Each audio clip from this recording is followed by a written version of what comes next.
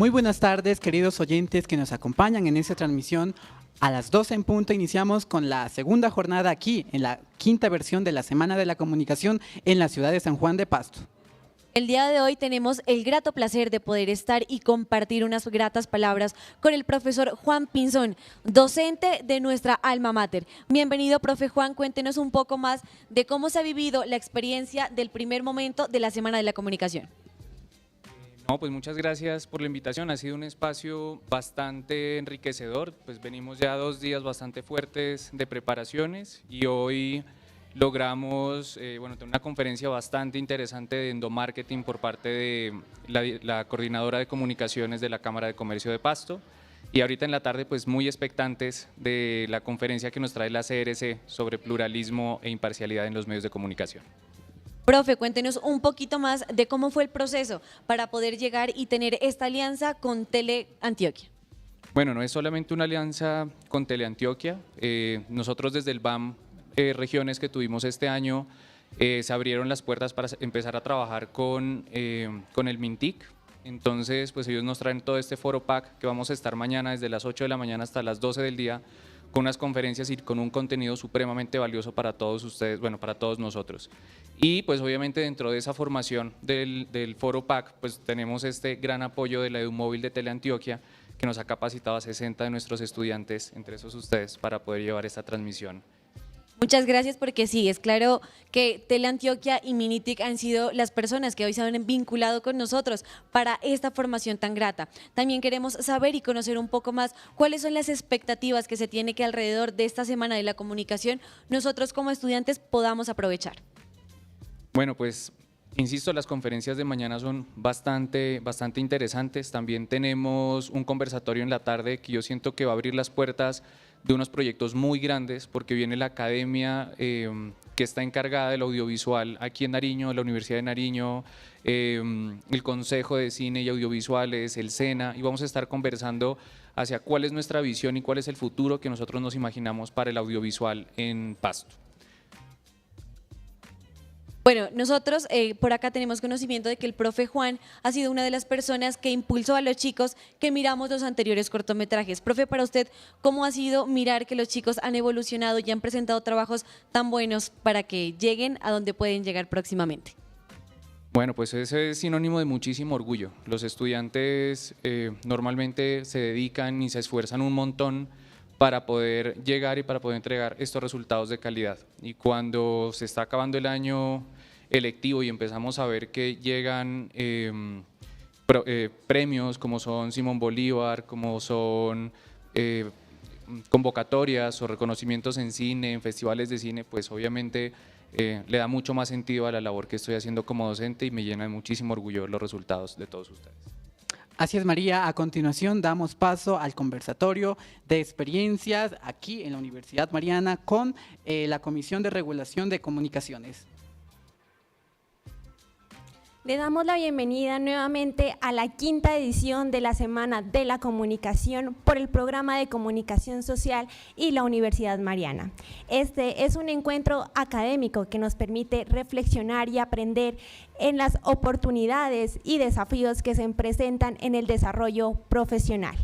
En la quinta versión de la Semana de la Comunicación, Conectando Mentes, Creando Futuro, queremos dar importancia a la colaboración, la innovación y la transformación en el campo de la comunicación, las tecnologías y las redes sociales. En esta tarde contaremos con conversatorios y experiencias de nuestros estudiantes y docentes.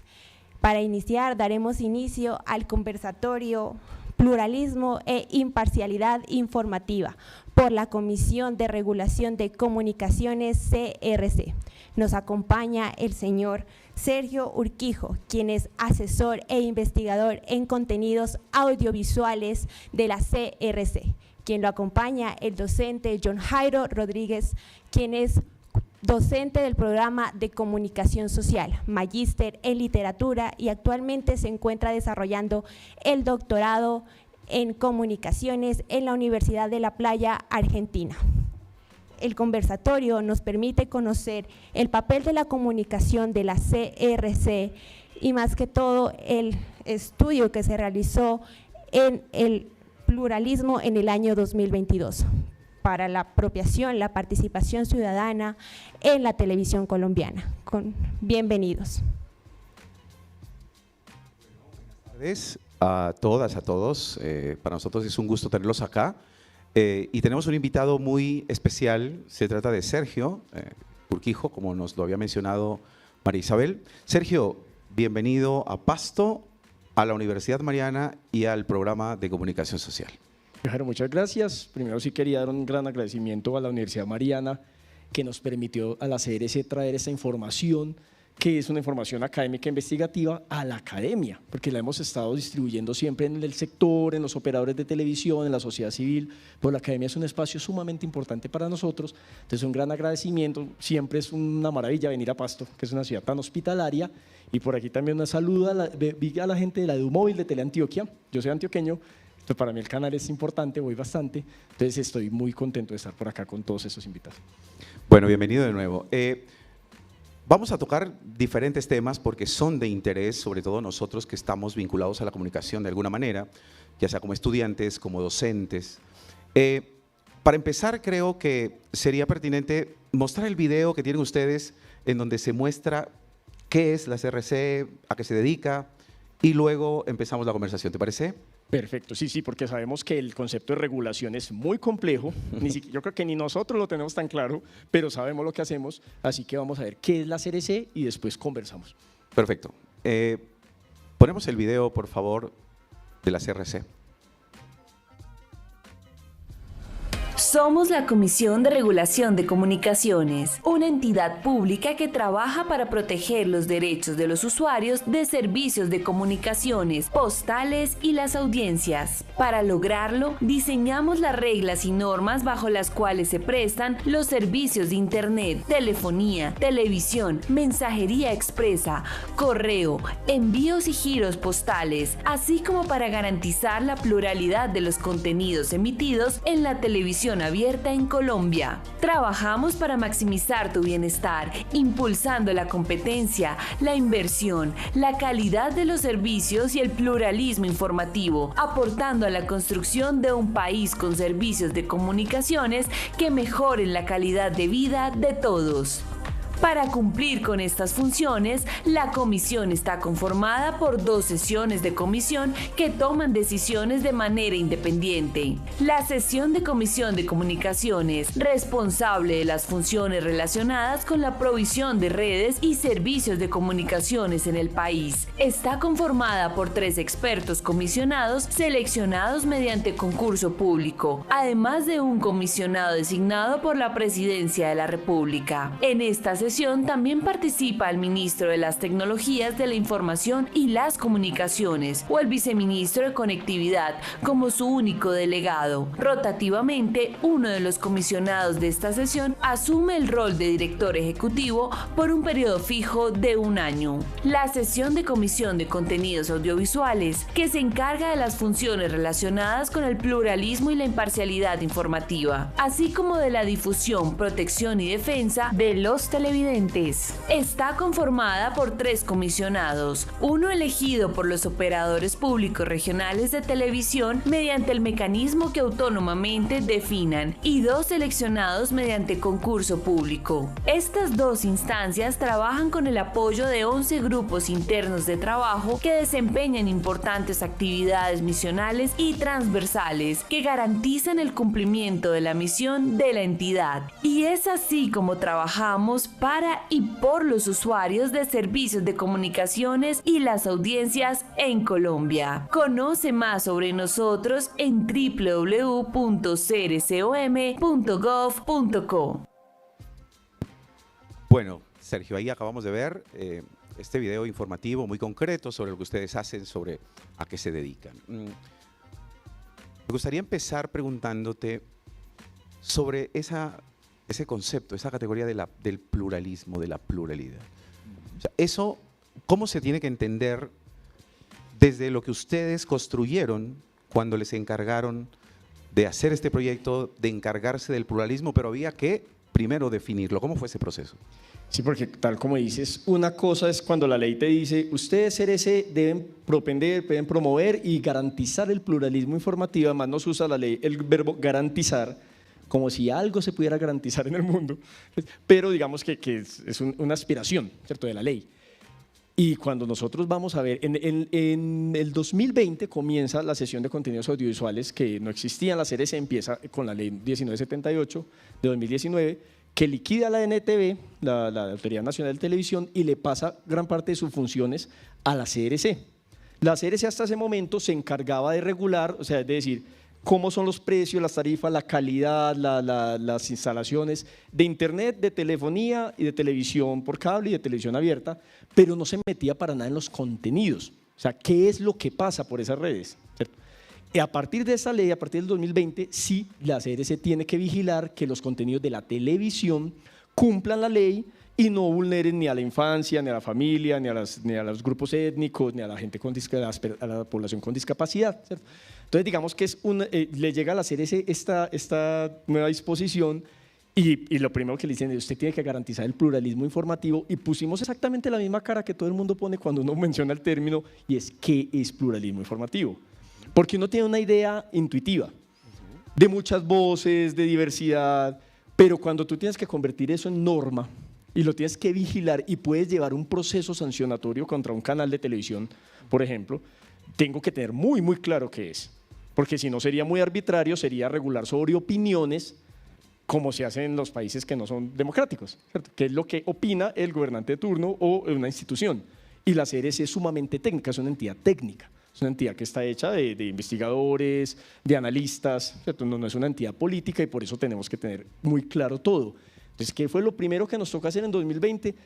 Empezar a construir el concepto de pluralismo informativo. En la Constitución de Colombia, que es una hermosa constitución, ¿cierto? Una gran constitución, el mejor legado que nos dejó el siglo XX en Colombia con tantos problemas que nos dejó, pero es una constitución, como le dio gusto a todo el mundo, es muy ambigua y dice que Colombia tiene que ser un estado pluralista, pero en ninguna parte dice que es pluralista, o que es plural, o que es pluralismo.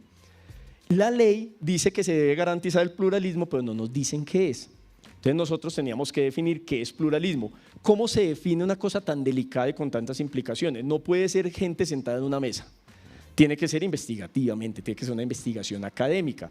Contratamos un grupo de investigación que básicamente le decíamos, necesitamos un mapa de cómo está la televisión en Colombia, que es lo que vamos a regular, y necesitamos que nos revisen en todas las legislaciones del mundo, en todas las regulaciones del mundo y en el mundo académico como tal, en los artículos, en los libros, qué se entiende por pluralismo, porque en muchos países está el concepto, en muchísimos, ¿cierto? Y logramos construir a partir de todo ese collage y con algo que le sirva y que sea adaptado a Colombia, porque no vamos a importar simplemente un concepto extranjero y ya, como se ha usado tanto en el país, un concepto de pluralismo informativo que ya está en nuestra investigación y el año entrante lo vamos a incluir en la regulación, que es lo que uno intuye, pero ya asentado, que es que el pluralismo es cuando se garantiza que en el sistema completo de medios, y especialmente el sistema televisivo, que es lo que regulamos, o sea, no en cada medio como tal, en el sistema, están representadas todas las voces, las expresiones, las culturalidades, las opiniones y las manifestaciones de todos los grupos poblacionales. Hoy eso es aspiracional, es muy difícil de lograr, pero la idea es lograrlo. Entonces, eso es lo que nosotros entendemos por pluralismo, es lo que el país ya comienza, llevamos 3 años hablando de esto, esta es de las primeras veces que ya venimos a la academia, estamos hablándolo con los operadores de televisión, ¿cierto? Con la sociedad civil, y queremos terminar de construir el concepto, difundirlo, que la gente nos diga cómo ven, cómo se podría interpretar más allá de lo que dice en la norma, incluirlo en la norma y comenzar a trabajar. Es decir, nosotros ya tenemos el mandato de ley de garantizar el pluralismo, por lo menos ya tenemos un concepto. Vale, esta es una pregunta que me hacía hace unos días revisando el material para este conversatorio y es, la comisión debe proteger a la sociedad colombiana en esos aspectos.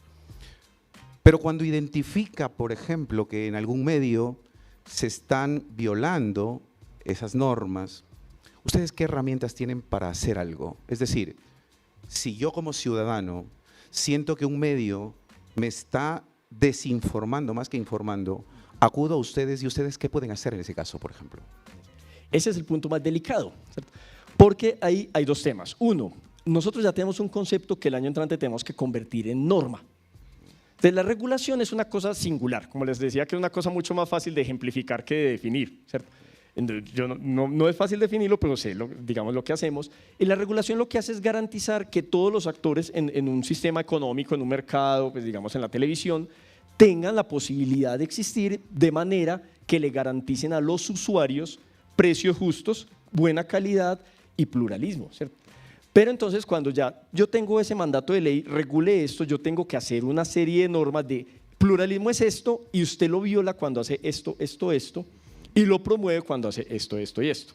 Eso es lo que sigue, eso es lo que viene apenas porque esos procesos son muy lentos, porque están regidos por unas metodologías muy dispendiosas, porque deben tener la participación de todos los actores sociales, ¿cierto? Para poder construir una norma. Entonces, pero mientras eso aparece, igual tenemos que cumplir la ley, ¿cierto? Entonces la pregunta tuya que siempre genera algún tipo de estrés, porque es cuando si a mí me llega, que nos ha llegado, ¿cierto? A una nota diciendo, la ley exige imparcialidad a los medios informativos y tal medio está claramente a favor de X posición y en contra de X posición, ¿cierto? ¿Por qué no lo sancionan? Entonces, ahí la ley lo dice muy bonito, proteja la imparcialidad, pero resulta que hay una norma superior y recordemos, tanto aquí nuestros asistentes como las personas que están presentes en la transmisión, saben que la norma principal, la norma superior de todo en Colombia es la Constitución, está por encima de cualquier ley. La ley dice, sanciones si algún operador de televisión, o sea, un canal, viola el pluralismo informativo, pero la Constitución dice que uno de los derechos fundamentales es la libertad de expresión, la libertad de prensa. Entonces, cuando nos ponen en eso, bueno, ¿qué es lo más importante? Lo más importante es la libertad de prensa, la libertad de los medios a programar y a dar su opinión, eso sí con transparencia. O sea, si yo soy un medio conservador, yo tengo que decirle a mi público que soy conservador. Si soy un medio liberal, le tengo que decir a mi público que soy liberal.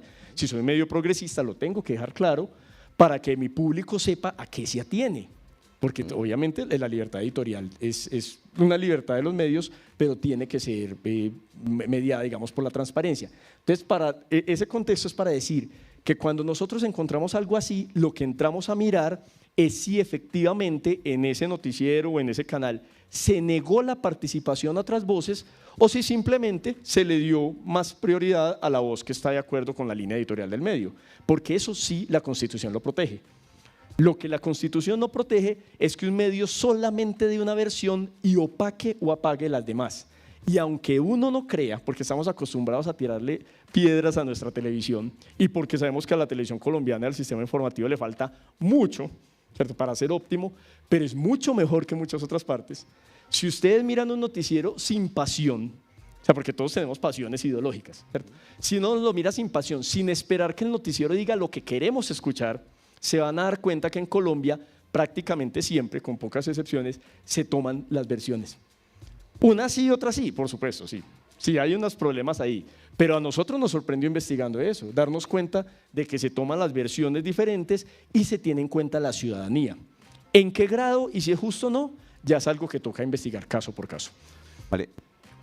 En ese sentido, reflexionábamos con algunos estudiantes en una clase acerca de justamente los medios como empresas y de qué manera esa condición de ser empresas condiciona de alguna forma la forma en la que se presenta la información.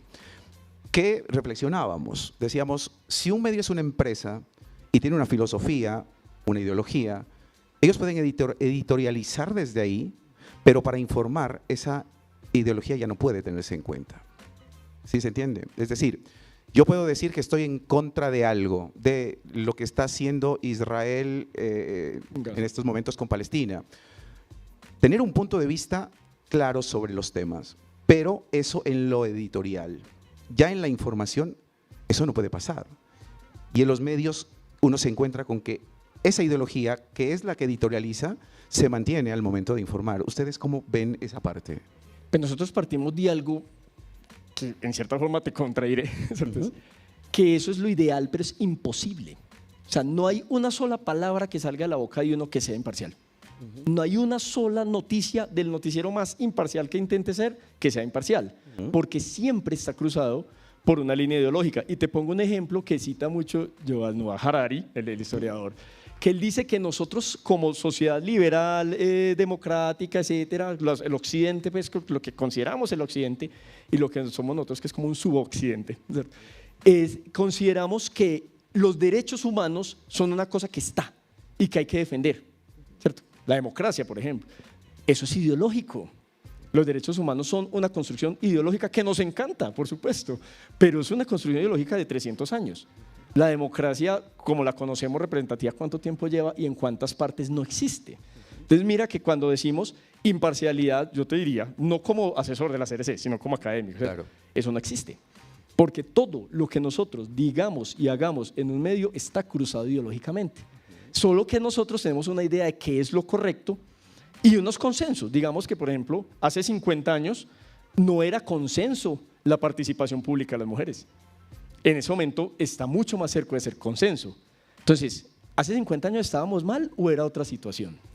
Y pongo este ejemplo para decirte que cuando nos encontramos eso de la imparcialidad, de que un noticiero debería ser imparcial, yo lo que te podría decir es, no es posible, es imposible. Siempre hay una línea editorial, siempre hay una línea ideológica.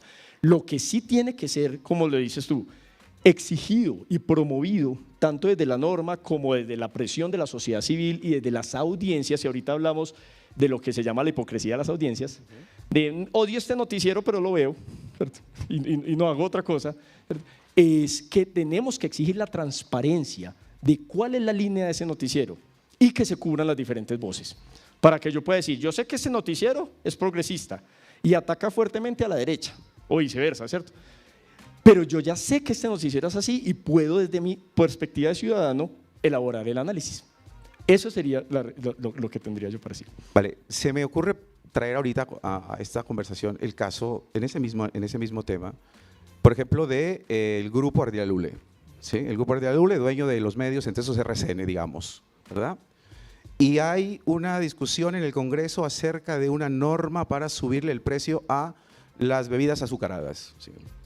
Hay claramente un interés del grupo empresarial. ¿Ahí cómo se puede revisar ese asunto desde la CRC, por ejemplo? No, y eso me pusiste un muy buen punto, porque sí hemos tenido procesos sancionatorios que condujeron a sanción con multa de muchos millones de pesos, porque eso está determinado pues, por la ley, contra XY operador, podría decirlo porque eso está publicado, pero digamos que lo voy a dejar así sutilmente, operadores que hay una ley de transparencia y una ley, en la televisión en particular hay una norma que dice que si un noticiero es propiedad de un grupo económico y pone alguna información respecto a algo que tiene un interés, ese grupo económico, pusiste el ejemplo perfecto. Los dueños de las azucareras haciendo una nota en un noticiero diciendo que el azúcar es una maravilla, que pone lindo el pelo, que hace los ojos más brillantes, etcétera, ¿cierto? Si ese noticiero puede hacerlo, pero tiene que indicar, aunque sea en un texto ahí abajito, que este noticiero es propiedad de tal grupo que tiene azucareras a su cargo. Eso es por ley. Y cuando no lo han cumplido, por lo menos 3 veces hemos empezado investigaciones, 2 hemos sancionado, una vez por azúcar, si mal no estoy, por una noticia sobre azúcar, y otras por una noticia que parecía una información, pero era publicidad. Entonces, ojo que usted me está engañando, usted puede hacer lo que quiera, pero no me engañe al público.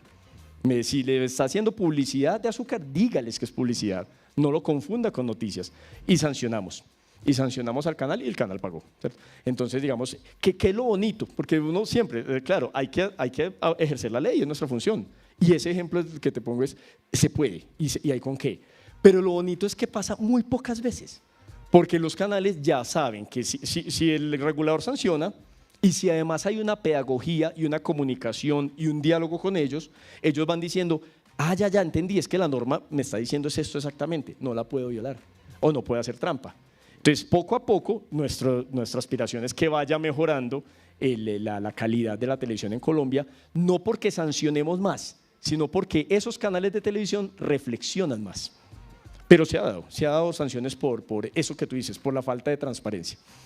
Otra cosa que me parece interesante también que nos ayudaras a entender es eso de la honestidad, es decir, cuando un medio tiene claramente una ideología a favor de algún aspecto puntual, debería anunciar que tiene esa ideología. Quiero decir, no sería lo más adecuado que alguien presente una información como información, es decir, desde lo deontológico del periodismo, a que presente algo como si fuera información sin que lo sea.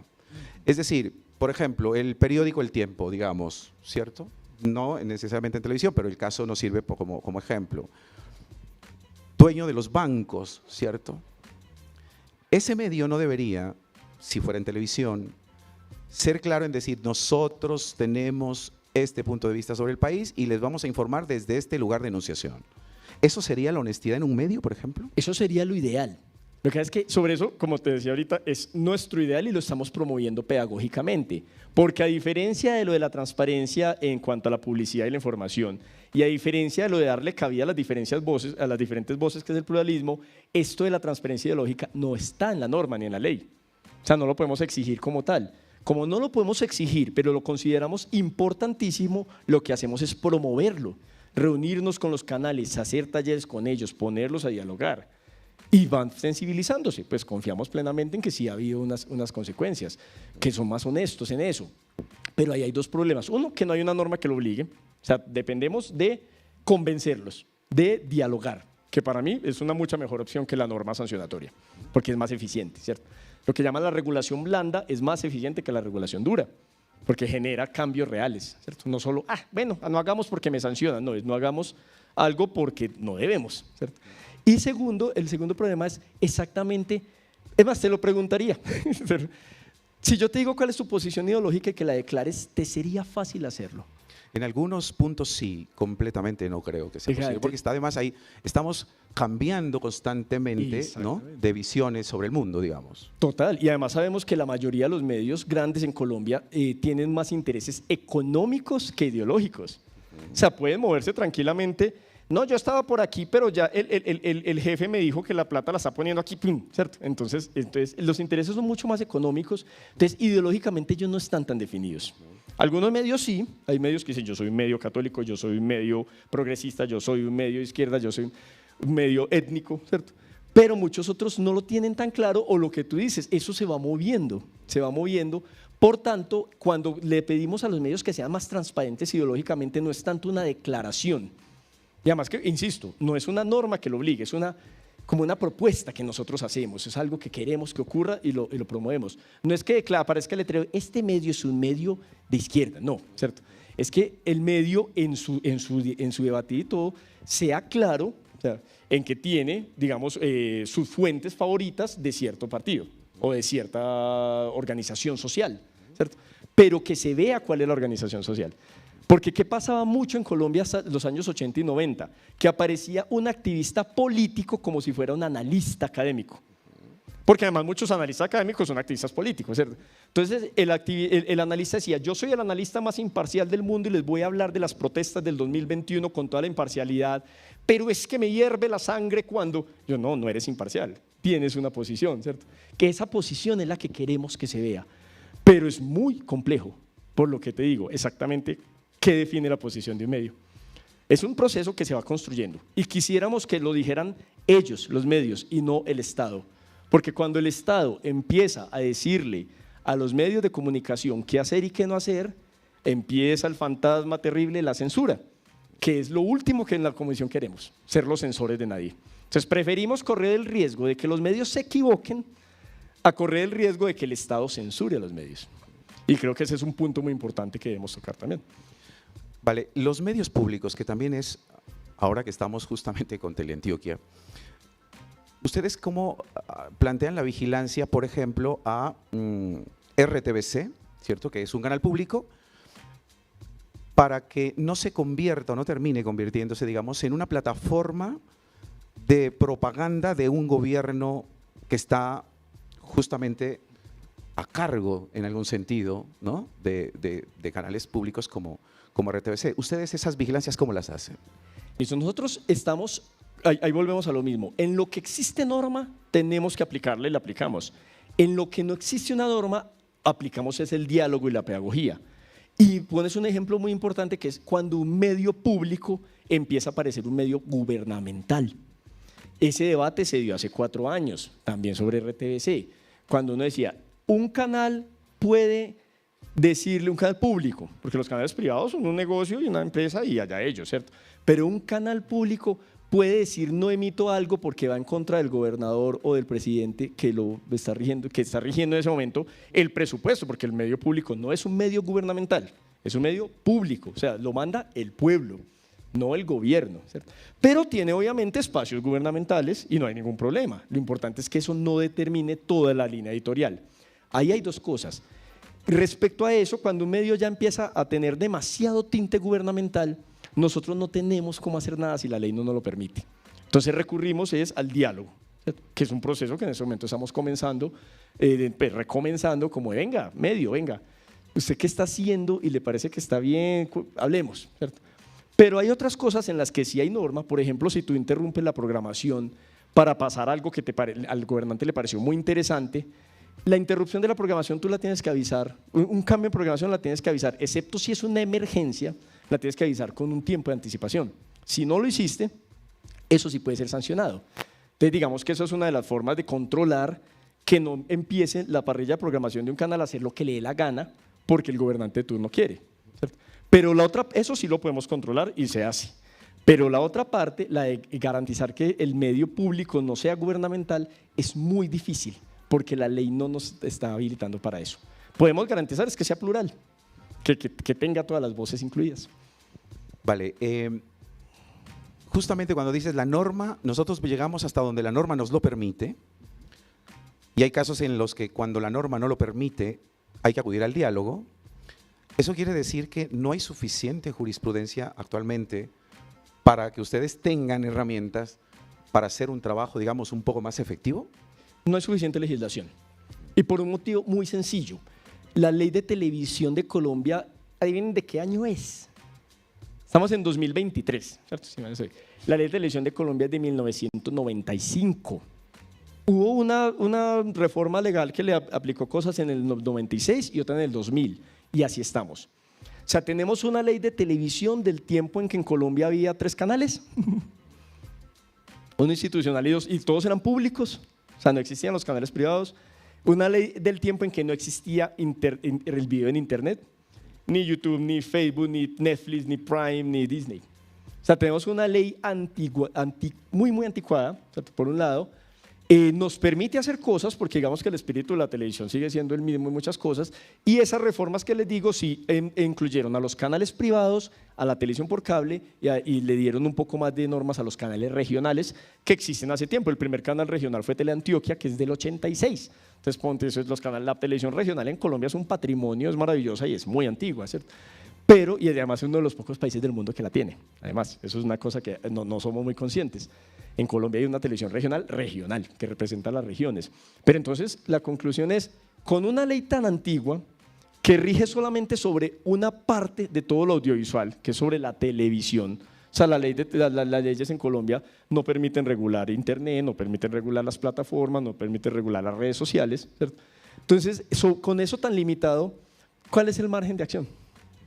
Tenemos una limitación legal muy grande, pero dentro de esa limitación legal hacemos lo que se puede, garantizamos lo que debemos garantizar y sobre todo le apostamos a la pedagogía, porque es mucho mejor convencer que sancionar y castigar, es más eficiente. En comparación con Latinoamérica, en el sentido de legislación para leyes de medios, ¿cómo estamos? Frente, por ejemplo, Argentina, Uruguay, que creo que están un poco más avanzados en ese aspecto. ¿Cómo ves el panorama en ese sentido? Colombia no está tan atrás, además es de los países que más regulación tiene y que más legislación tiene al respecto, pero estamos hablando de los mismos 5 países de siempre, o sea, de Argentina, Brasil, México y Uruguay, que es un país pequeño, pero que tiene una legislación muy avanzada. Solida. O sea, y se lo toman en serio, o sea, ellos quieren legislar para mejorar, ¿cierto? Los únicos países de América Latina que tienen normas de audiovisual, no sobre la televisión, sino sobre todo el sistema audiovisual, son Argentina y Uruguay. Brasil está yendo hacia allá porque Brasil ha hecho un esfuerzo grande por ponerle también normas a las plataformas tipo Netflix, a las redes sociales, para que ellas también cumplan digamos, normas, pero no la han integrado.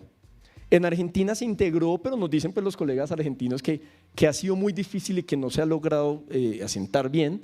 Los uruguayos lo han logrado mejor. Y digamos que el modelo del mundo en lo regulatorio, en lo legislativo, es Europa, ¿cierto? La Unión Europea, que sí tiene un marco muy moderno que permite regular las redes sociales, permite regular las plataformas y permite regular las OTT, hasta ciertos puntos, porque regular Internet también es muy delicado. Pero hay algo muy importante que nos han dicho los españoles, nos han dicho los británicos, nos han dicho los argentinos, nos han dicho los brasileños, y es, esto lo estamos ensayando.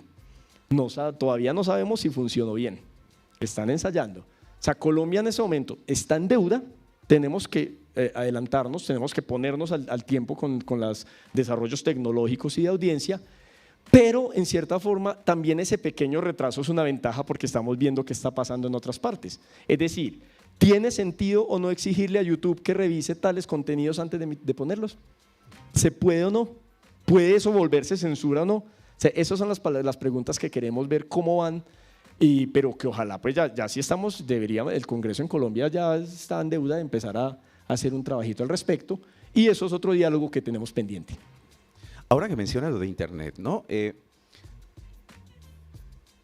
Ese riesgo de no tener las herramientas para regularlo es un riesgo porque menciono algo, por ejemplo, que denunció hace poco el senador Ariel Ávila, que fue víctima de que hicieron un video con inteligencia artificial y lo pusieron a decir algunas cosas que él lógicamente no había dicho y que salió luego a informar sobre ese asunto. Ese riesgo en el que queda la ciudadanía, ¿cómo crees que se puede empezar a resolver? ¿Qué habría que regular? ¿Cómo se podría llegar a ese punto? ¿Cuáles serían los trámites, por ejemplo, en el Congreso si eso si eso fuera un interés, digamos, por lo menos del Congreso? Pero bueno, si yo no podría opinar mucho, porque como reguladores uno de nuestros valores principales es la separación de poderes y mantener sobre todo muy la distancia con lo legislativo, pero sí hay unos conceptos académicos, ¿cierto? Y hay un problema muy grande. Te comentaba que cuando empezamos nosotros a asumir nuestra obligación de regular el pluralismo, lo primero que hicimos, porque la primera opción era sentémonos a decir qué es, y el equipo mismo y los comisionados dijeron, no, investiguemos profundamente qué es. O sea, lo primero que hay que hacer es investigar, porque si no estamos regulando sobre opiniones, ¿cierto? E incluso para una ley sabemos que en Colombia y en América Latina las leyes casi no se hacen sobre investigación ni sobre evidencia, se hacen sobre una negociación política que es válida, pero que por eso quedan como quedan, porque la mayoría de las veces le doy gusto aquí, quedo de acuerdo, todo el mundo queda contento hasta que se aprueba una ley o la mayoría queda contento, pero no hay suficiente, no se está legislando sobre la evidencia, sobre la investigación, entonces termina habiendo mucha opinión. Ese es el riesgo que evitamos nosotros en la regulación haciendo investigación. ¿Qué pasa con la inteligencia artificial? No solo es muy nuevo, pues nuevo, 40 años, pues en la historia nueva, sino que la comercialización, quienes de aquí de los presentes han usado, por ejemplo, ChatGPT, ¿cierto? U OpenAI. Entonces eso se nos vino encima.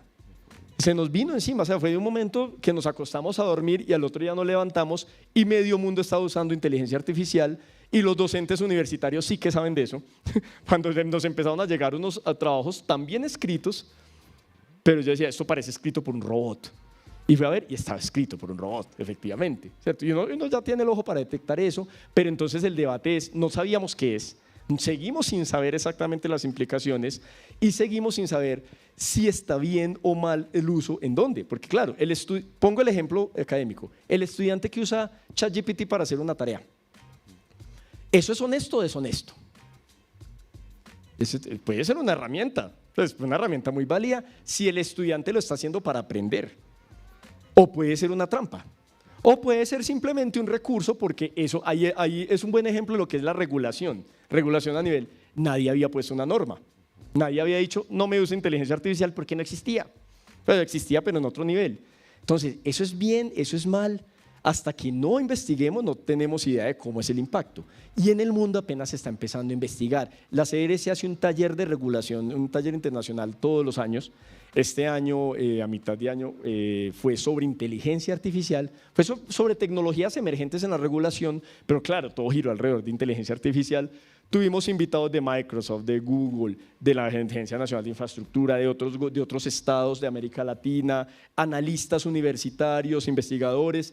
Y la conclusión es que todo el mundo está agarrado del techo con las uñas tratando de saber qué hacer con algo que no conocemos. Porque los únicos que medio saben que la inteligencia artificial en profundidad son las empresas que la desarrollan y tampoco, porque ustedes saben que la inteligencia artificial es una caja negra. O sea, el programador no sabe qué está pasando ahí, porque la inteligencia artificial se caracteriza porque aprende ella misma. Entonces, ni siquiera la empresa que la diseña puede decirnos eso hasta dónde va a llegar. ¿Cómo regulo eso? ¿Cómo legislo eso antes de regular? Entonces, yo creo que ahí para responder después de esos contextos míos son largos, ¿cierto? pero en fin, para responder es básicamente el Congreso de Colombia primero tiene, es una labor muy importante que basarse en la evidencia, que mirar la investigación que hay, que llamar a los expertos, que mirar cómo va, conocer el panorama, pero sobre todo tiene que ponerse ya al tanto. O sea, ya el Ministerio, el MINTIC, tiene políticas al respecto, no sé si exactamente políticas, pero ha comenzado procesos al respecto de evaluar la inteligencia artificial, cómo está operando en el mundo, qué riesgos trae y qué ventajas trae, cómo nos puede ayudar, porque nos ayudan un montón de cosas. Más me enteré hace poco que la inteligencia artificial me puede hacer las presentaciones en PowerPoint, que es una de las cosas que más odio hacer, y me pareció una maravilla, porque me ahorra tiempo para yo dedicarme a otra cosa más estratégica. Pero a la vez, ¿cuáles riesgos hay? ¿Cierto? Y cuando hablamos ya de información, las deepfakes, los videos que parecen reales.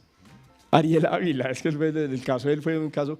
En estos días hicimos el experimento con una persona, pues, y le tomamos la voz y lo pusimos como una podcast a decir cualquier cosa que estaba en un texto. Uno alcanza a notar lo robótico, pero porque ya sabíamos qué teníamos que observar. Una persona que escucha radio, una persona que ve televisión, que ve un video en internet, sabe, o sea, está pendiente de averiguar si lo que está viendo es real o no. No, o sea, uno no llega a entender con esa sensibilidad. Y lo peor de todo, que está evaluado y probado en la investigación, hay un centro en Estados Unidos, el Pew Center, ¿cierto?, que tiene una fuerte investigación internacional sobre desinformación. Una cosa que nos preocupa muchísimo es que nos hemos dado cuenta, y toda la investigación dice, que usted puede darse cuenta de que lo que está difundiendo en sus redes es falso, pero si coincide con lo que usted piensa, usted lo justifica. Entonces usted dice, no, yo sé que esa noticia es falsa. No, ¿cómo va a ser? Sí, mira, es falsa. Ay, sí, pero puede ser verdadera porque esa gente es así. Así me han respondido a mí. Así me han respondido a mí amigos periodistas que me han dicho en sus redes, pues no es su labor, en sus redes replican cosas falsas, y cuando yo le digo, ojo que esa foto no corresponde, dice, pero podría ser porque esa empresa siempre ha hecho eso. Entonces, ¿cómo vamos a luchar contra la desinformación si la gente, incluso sabiéndolo, se hace la loca y lo justifica por motivos ideológicos? Y volvemos al tema de la primera vigilancia tiene que ser de la televidente, del radio escucha, sobre sí mismo, sobre su debilidad ideológica. Tenemos que dejar de creer que todo lo que nosotros pensamos valida todo, o sea, que los medios son válidos solo por el fin. Eso creo que es algo muy importante para ese tema. Ahora que mencionabas esto de que yo lo valido solo porque estoy de acuerdo, más allá de que eso sea comprobable, es la definición de la posverdad, por lo menos en el diccionario Oxford, ¿no?, que la declaró la palabra del año en 2016, a partir de las presidenciales en Estados Unidos en las que ganó Trump. Y voy hacia allá, porque Ignacio Ramonet, este pensador español de la comunicación, exactamente, él hablaba mucho sobre ese asunto de cómo la política se pasó ya al mundo de la cultura digital, y eso tiene ciertos riesgos. Pero voy a lo siguiente. Él mencionaba 3 riesgos de la humanidad actualmente, que son el cambio climático, las migraciones, y la tercera, que es la que creo que nos compete ahora un poco más, el carácter de incontrolable de las nuevas tecnologías de la información y de la cultura digital. A ustedes, pensando en ese panorama, ¿qué tanto les preocupa esa incontrolabilidad en ese ámbito? Como reguladores, de 1 a 10 nos preocupa como 15, porque es la principal amenaza que hay sobre el pluralismo y sobre la imparcialidad informativa. O sea, el saber que, lo que te decía, los medios colombianos, por más que les demos duro, son bastante autorregulados. Es más, yo le pregunto a la audiencia, ¿cuándo han visto ustedes un programa en horario familiar últimamente que de verdad sea sumamente agresivo contra los niños, por ejemplo? Eso ya no pasa, y no porque estemos sancionando un montón, es porque los mismos medios, bueno, hay normas que protegen a la infancia, sí, y nosotros las ejecutamos y hemos sancionado, hemos generado sanciones monetarias incluso, pero la mayoría de los canales se cuidan mucho, no tanto porque los sancionen, sino porque sus audiencias los van a sancionar, sus audiencias van a perder prestigio, ¿cierto? Y los anunciantes pueden decir, ya no pauto en ese programa, porque pasó con un cierto programa humorístico de un canal nacional que tenía un personaje sumamente racista, que era un soldado que imitaba de una manera muy grotesca lo afro, ¿cierto? Y era perezoso y bruto y todo, o sea, era un estereotipo grotesco de lo afro, ¿cierto? Y no había ninguna norma que en ese momento, ya sí, que le permitiera controlarlo, pero la audiencia protestó y los anunciantes empezaron a decir, ¿será que yo sí debo pautar en ese programa? ¿Cierto? Y el programa inmediatamente hizo su reflexión y logró de una manera autorregulatoria moderar, no hasta donde uno quisiera, pero sí moderar mucho ese tipo de manifestaciones, sabiendo nosotros que el humor sigue siendo alguna especie de zona franca. Pero en el humor es donde sí se pueden decir cosas incluso muy incómodas, pues porque es una parte muy importante de la libertad de expresión, pero hay límites, ¿cierto? Y mire que aquí no tuvo que entrar una ley, aunque hubo demandas, no tuvo que entrar una ley. Lo que entró fue la autorregulación del medio presionada por sus audiencias y por los anunciantes, ¿cierto? Pero en Internet, ¿qué hacemos? ¿Cierto? Entonces hay un montón de normas sobre la televisión y algunas organizaciones nos piden, pongan muchas normas, que todos los programas tengan representaciones de 10 grupos étnicos diferentes, etcétera, etcétera. No, pero ¿para qué vamos a seguir poniéndole normas a la televisión si el 70% de lo que la gente ve puede estar, pues estoy inventando una cifra, tenemos la cifra, no es el 70%, el 70% de la gente sí ve televisión, pero al mismo tiempo el 80% de los niños y adolescentes están viendo contenidos en Internet. Y cuando hablamos de Internet no es en Disney Kids, es en YouTube, es en Facebook, es en TikTok, es en Twitter, que Twitter es la segunda mayor plataforma de pornografía libre del mundo. Y es una de las plataformas que más ven los niños. Entonces, ¿qué estamos controlando si todo ese mundo no tiene control? Ahora que mencionas lo de Twitter y lo de YouTube, para ustedes, ¿cuál es el reto frente a eso? Es decir, cuando ya una organización como la CRC no es la que regula, sino el dueño de YouTube, el dueño de Twitter, y te censura, ¿cierto? Por ejemplo, ahora que está este conflicto allá entre palestinos e israelíes fuerte, YouTube ha censurado de un lado, ¿cierto? La gente que defiende a Palestina la ha censurado. Cuando te censuran en Twitter, por ejemplo, no es un Estado ni un gobierno el que está regulando eso, sino la empresa privada. ¿Ustedes cómo ven eso? Pues es preocupante, ¿cierto? Pero por lo mismo hay que valorar, sin decir que esté perfecto. O sea, soy muy crítico de esos procesos, como tú dices, terminan siendo empresas privadas multinacionales más poderosas que los estados, censurando, ¿cierto? Pero eso significa que está pasando algo que es muy interesante, tanto en las plataformas como en las… es más, si ustedes entran a Netflix, a Prime, ellos tienen, sin que una ley los obligue en Colombia, tienen una clasificación de la programación, de que es para niños, que es para adultos, ¿cierto? Y una descripción. En Facebook, todo eso, ellos están regidos por las normas comunitarias. Es decir, como empresa, ellos dicen, si usted se pasa y se pasa esta norma, que eso termina siendo una cosa rarísima, termina uno poniendo al David de Miguel Ángel y te lo censuran por desnudo, pues cosas así, porque lo hacen algoritmos. Porque lo hacen algoritmos, eso no es un ser humano diciendo, esto es pornográfico, lo voy a censurar, no. Es un algoritmo que confunde una obra de Francis Bacon con una imagen pornográfica. ¿cierto? Y sin entrar en el debate de hasta dónde puede equipararse un desnudo con pornografía, ¿cierto? Que ya también sabemos que vivimos en un mundo sumamente moralista y pacato que equipara cosas, ¿cierto? Pero entonces, ¿a qué quiero ir? Hay procesos de autorregulación profundos en Internet. En las plataformas y en las redes sociales hay muchas normas que tratan de regular lo que pasa ahí. ¿Cuál es el problema? Son muy imperfectas, son demasiados contenidos para vigilar y por tanto los hacen algoritmos y los algoritmos están aprendiendo.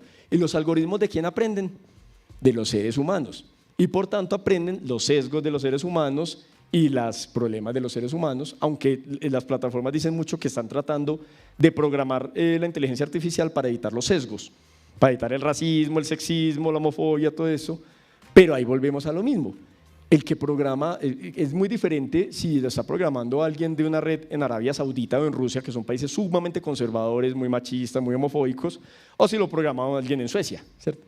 Todo eso tiene mucha influencia, o sea, hay autorregulación en Internet, hay mucho control de las mismas empresas, pero cuando tú tienes tantas cosas para controlar, con tantos intereses económicos y basado en algoritmos, obvio, no va a salir bien. Bueno, no va a decir que no va a salir bien, no va a salir como uno quisiera que saliera, que es distinto. Cuando un ciudadano, hablando de que ustedes ya me contabas, Sergio, que han sancionado algunos canales por infringir, digamos, algunas normas de imparcialidad, de pluralidad. Cuando un ciudadano se siente vulnerable, ¿qué puede hacer? ¿Cómo hace para recurrir a ustedes para decir, mira, yo me siento vulnerado y este noticiero, este programa, yo quiero denunciarlo, por ejemplo? ¿Cómo es un proceso de esos? ¿O cómo llegaron ustedes a las sanciones? Por supuesto. Hay tres formas como nosotros podemos revisar un contenido, una escena o un programa de un canal para saber si debe ser sancionado o no. Uno, porque nos llegue una PQR de un ciudadano, ¿cierto?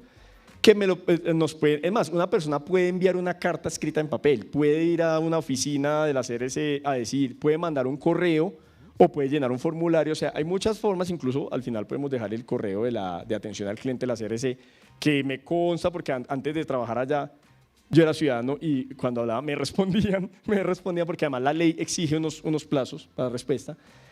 Se puede hablar directamente con la CRC, poner la queja. La forma más directa es, y lo que nosotros hacemos es, si es sobre un canal, remítase al canal, porque muy posiblemente el canal te puede dar una respuesta, ¿cierto? Si el canal no te da una respuesta, o si la queja es sobre algo grave, la CRC empieza una investigación, empieza una indagación y determina si debe investigar o no, porque todo eso es un asunto legal, está regido por el debido proceso. O sea, yo no puedo entrar a decir, voy a mirar, sí, el canal TV Paquita pasó una noticia donde muestran a un niño ensangrentado, que eso está prohibido, ¿cierto? Bueno, no exactamente, pero sí es en situaciones de victimización que puedan poner en riesgo su integridad, etcétera, ¿cierto? Entonces lo va a sancionar, no, eso tiene que haber una apertura de investigación, si se abre la investigación, el canal tiene todo el derecho a defenderse, o sea, son muchas cosas que garantizan el debido proceso, pero nos pueden escribir directamente, le pueden escribir al canal o nosotros también tenemos revisión de oficio, aleatoriamente miramos los programas. Eso sí, y antes de pronto entonces de hacer una pausa, es muy importante que la audiencia sepa qué es lo que se puede y lo que no se puede. Porque ahorita más tarde les hablamos de lo que nos llega a nosotros de PQRs, que muestra que muchas personas se quejan por quejarse o por capricho. Y eso debilita mucho, no sobrecarga y debilita mucho el sistema sancionatorio. Vale, ya tenemos muy pocos minutos y para ir terminando, quisiera pedirte que nos recomiendes a estudiantes, a docentes, a toda la gente que nos está viendo y que está interesada en este tema del pluralismo, de cómo un ciudadano puede ver vulnerados sus derechos frente a ciertos programas. ¿Qué cosas importantes les podrías decir a tener en cuenta para que hagan valer sus derechos en las normas que están estipuladas? Primero, autoanalícense y nos cae a todos, ¿cierto? Porque muy continuamente, lo que les digo, a nosotros nos llegan PQRs, a nosotros no, a los canales, y todos los canales nos los remiten. 20 PQRs anuales de que la minifalda de la presentadora está muy cortita, ¿cierto? O que un presentador dijo una palabrota. Bueno, venga, eso sí es lo importante en ese momento en un país con esos problemas que tenemos. No tenemos que estar protegiendo a la infancia contra la discriminación, contra el sexismo, contra el racismo, como para que me estén hablando de la minifalda de la presentadora. Pero, o sea, son cosas que la audiencia tiene que analizar qué es lo importante. Obvio, lo importante para cada persona es distinto. Para alguien muy conservador, la minifalda puede ser importante, ¿cierto? Para alguien muy liberal puede ser muy grave que no haya, por ejemplo, un enfoque de género, ¿cierto? Que para otras personas no es tan importante, incluso puede ser chocante, pero que por lo menos la persona piense si esa queja que va a emitir, si está conduciendo a mejorar la televisión o solo a suplir una necesidad ideológica.